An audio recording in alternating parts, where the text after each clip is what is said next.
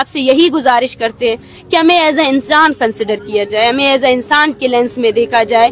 और वो ये जो तस्वीरों का अंबार हम लोग यहाँ से लेकर जा रहे हैं ना, ये वो बोझ है जो पाकिस्तान की हिस्ट्री, पाकिस्तान के उस पर एक बोझ बनकर रहेगा। हम इस बोझ को कभी भी हल्का नहीं होने देंगे। ये तस्वीरें बढ़ती जाएंगी, कतार दर कतार बढ़ती जाएंगी, लेकिन पाकिस्तान को हम ये कभी भूलने नहीं देंगे कि उसने हमारे हजारे लोगों को मारा और उसके बाद हजारों लोगों को उसने अपने जिंदानों में डाला है अपना दिफाई बजट बढ़ाने के लिए।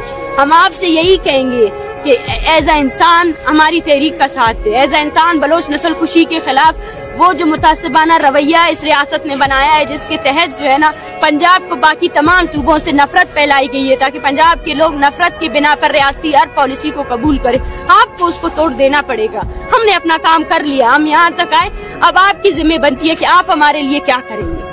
आप अपने एज एजुकेटेड अगर आप बोलते हैं कि पढ़ा लिखा पंजाब है, तो पढ़ा लिखा पंजाब का आज सबसे बड़ा इम्तिहान है कि वो अपनी तालीम, अपने शऊर को कहाँ कहाँ भी इस्तेमाल करेगी। क्या वो इंसानों की नस्ल कुशी, क्या वो कत्ल गारत के खिलाफ निकलेगी या नहीं निकलेगी? क्या वो रियासती मीडिया जो आपको नफरत इंजेक्ट कराती जा रही है 75 सालों से, क्या आप उस नफरत को खुद तोड़ देंगे या नहीं देंगे? या नहीं उसी नफरत के जरिए जो है ना बलोचों की नस्ल कुशी, पश्तूनों की नस्ल कुशी, सिंधियों की नस्ल कुशी और हर आम इंसान, हर आम कौमियत की नस्ल कुशी पर आप इसी तरह खामोशी इख्तियार करेंगे और इसी तरह रियासती प्रोपेगेंडे के साथ देते रहेंगे? ये इम्तिहान आप लोगों का है। हम अपने लाखों लोगों की आवाज आपके साथ पहुँचाने आए थे और हमने पहुँचा दी। हमने अपना फर्ज अदा कर लिया। हम पैदल चल के आए, औरतें आई। यहाँ मैं चैलेंज करती हूँ कि कोई इस सर्दी में यहाँ जो है ना इतनी बड़ी तहरीक यहाँ पे बगैर सर सामानी में बैठ कर दिखाए। चारों तरफ हमें सेज किया गया, आखिर में यहाँ तक आ गई कि हमें थ्रेट करार दिया गया ताकि हम पर वायलेंस भी किया जा सके, लेकिन फिर भी हम डटे रहे और हम डटे हैं। अभी भी हमें नहीं पता कि हम ये सारे खानदान जब बलोचिस्तान जाएंगे तो उन पर क्या जबर होगा, क्या रियासती अदारे, मुझे पता है कि रियासती अदारे फिर से जिबरी गुमशुदा करेंगे, फिर से इन लोगों को मारेंगे। जो तुलबा यहाँ पढ़ रहे हैं उनको फिर से जिबरी गुमशुदा किया जाएगा। पंजाब में जो तुलबा पढ़ रहे हैं, बलोचिस्तान में जो तुलबा पढ़ रहे हैं, क्योंकि उसने हमेशा ऐसा ही किया है। उसने अवामी कुव्वत को सिर्फ और सिर्फ ताकत के जरिए कुचलने की कोशिश की है।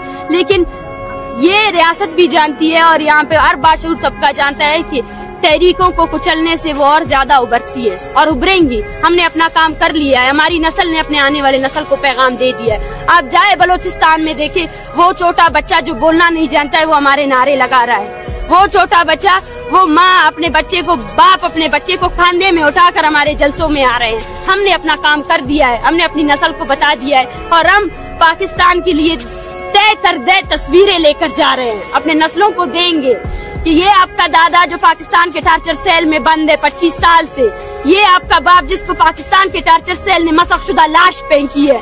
इसको याद रखो, इसको याद रखो और इसको आने वाली नस्लों तक भी पहुंचाओ कि ये पाकिस्तान है जो जिसको हमारी शिनाख्त से सबसे बड़ा खतरा है। और अगर उसको मेरी शिनाख्त से सबसे ज्यादा खतरा है तो मेरा भी ईमान है कि मैं उस शिनाख्त को जरूर संभाल के रखूंगी और अपने आने वाले नस्लों को भी ये बताऊंगी कि मैं बलोच हूँ और बलोच होने की वजह से इस रियासत ने मुझे मारा है, तो ये मेरी शिनाख्त मुझे हिफाजत भी देगी।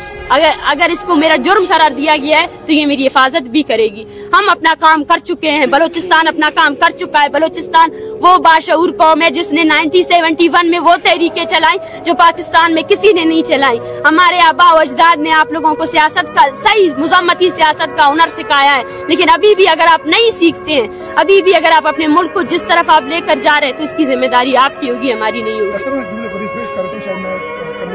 वो अफराद के जो यहाँ पर आए, जिन्होंने मोहब्बत का इज़हार किया, जिन्होंने आपके साथ खड़े, उनके बारे में मैं उनका बहुत तहे दिल से शुक्रगुजार हूँ। मैंने पहले भी कहा है कि कुछ ऐसे लोग आए और अफसोस की बात यह है कि कुछ नहीं, मैं बोलती हूँ वो जर्नलिस्ट, वो आम लोग जो कराची से आए, जो एबटाबाद से आए, जो इस्लामाबाद से आए, जो रात को आकर हमें दिलासा देते थे, जो रात को आकर बैठते थे हमारे साथ, जो इन माओं के साथ बैठकर इनके दर्द तकलीफ को बांटते थे, मैं उन सब की शुक्रगुजार हूँ।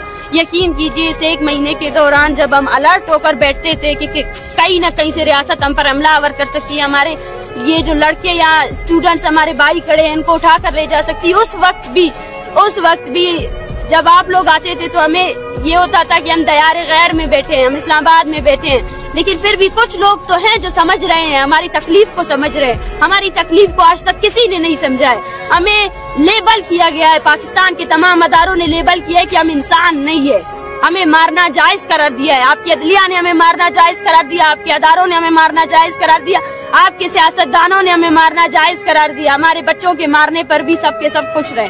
तो हम कहते हैं कि अगर कुछ लोग आए, हमें यकीन है कि वो ये पैगाम अपने बच्चों को भी पहुंचाएंगे और उनको भी ये यकीन दिलाएंगे कि नफरत से जो है ना कभी भी कोई कौम आगे नहीं बढ़ती। अपने बच्चों को नफरत का पैगाम नहीं दे, हम नहीं देते हैं। आज भी हमारी माएँ यहाँ से रोते हुए जा रही है, लेकिन वो दुआ कर रही है, वो अल्लाह से दुआ कर रही है कि उनके बेटों को अल्लाह खुद जो है ना वो लेकर आए। लेकिन उनको ये नहीं पता है कि ये रियासत और इसकी मशीनरी कभी भी ये नहीं चाहेगी कि जो बिखरे खानदान, हजारों की तादाद में बिखरे खानदान है, वो कभी मिल सके। ये उसकी हटदर्मी है, वो हटदर्मी है जो इसने 75 सालों से किया, और वो हटदर्मी है जिसकी वजह से इस मुल्क की हालत यहाँ तक पहुँची। कितनी शीशा खिलाई दीवार बन गई है। आपने जो इन पर तशद्दुद किया, आपने उनकी सियासी शऊर को पुख्ता किया। आपने इस सर्दी में जो बिहेवियर आप लोगों ने उनके साथ किया, वो जिंदगी भर वो याद रखेंगी। और ये पूरे बलोचिस्तान के घराने हैं, ये घर घर जाएंगे ना, आपके किस्से बताएंगे, ये घर घर जाएंगे, लोगों को हिम्मत देते रहेंगे कि आए हमारा साथ दे। और हमें यकीन है कि ये जद्दोजहद अब यहाँ नहीं रुकेगी। ये जद्दोजहद अब बलोचिस्तान समेत पाकिस्तान में जितने मजलूम अक़वाम है उनके लिए एक मशले राह बनेगी। उनको भी हम यही हिम्मत देते रहेंगे कि गैर आईनी, गैर कानूनी, गैर इंसानी अमल के खिलाफ जो है ना, लोगों, अगर एक रियासत जबर कर रही है तो अवाम पर फर्ज बनता है कि वो मुज़म्मत का रास्ता अपनाए। जबर के खिलाफ जो है ना खामोशी नहीं इख्तियार की जाती, जबर के खिलाफ हमेशा मुज़म्मत का रास्ता ही इख्तियार किया जाता है। चाहे जितने भी रियासत अपनी मशीनरी को जितना यूटिलाइज करे, लेकिन हम समझते हैं कि जो लोगों की तारीख है, जो मुज़म्मत की तारीख है, वो कभी नहीं रुकती है। वो पहले नहीं रुकी है तो अभी कहाँ से रुकेगी। और हमारे लोग इससे ज्यादा मजबूत होकर निकले हैं और भी निकलेंगे। और जब हम बलूचिस्तान जाएंगे तो मुझे यकीन है कि बलूचिस्तान के हर घर में हमारे लिए आवाज उठेगी। और बलूचिस्तान में जब हम बलूचिस्तान को पुकारेंगे, बलूचिस्तान के लोग निकलेंगे। थैंक यू, बहुत शुक्रिया। और मेरा ख्याल है कि तुर्बत से जिस तरीके से आप ख़वातीन पैदल चल के आई हैं, हमने कम से कम अपनी ज़िंदगी में ऐसे नहीं देखा कि बलोच ख़वातीन इस तरह आई। ना कि आपके जो फौज है आपने उसको भी उजागर किया, पाकिस्तान भी देख रहा था, बैनुल-अक़वामी दुनिया भी देख रही थी। और लापता अफराद का मामला जिस तरह आप ख़वातीन ने उठाया, हम आपको सलाम कीजिए। डॉक्टर साहब, आपसे सवाल इस पर एड्रेस कीजिएगा कि एक तो रियासत के रवैया लेके जा रही है आप, और दूसरा ये कि यहाँ के आवाम से और यहाँ के लोगों के क्या लेके जा रही है? देखिए, मैं उनसे यही कहूँगी कि कुछ हमारे खिलाफ जो एक नफरत अंगेज मीडिया कैंपेन जारी की गई थी और पूरे बलोच कौम को दहशतगर्द करार देने की वो जो एक मुतअस्सबाना रवैया था, हम आपसे चाहते हैं कि आप इस मुतअस्सबाना रवैये को तोड़ दें। आप बलोच कौम से नफरत ना करें। और हम किसी से भी नफरत नहीं करते हैं। हम मजलूम कौम है, हम यहाँ अपना दर्द आपसे बांटने आए थे और हम आगे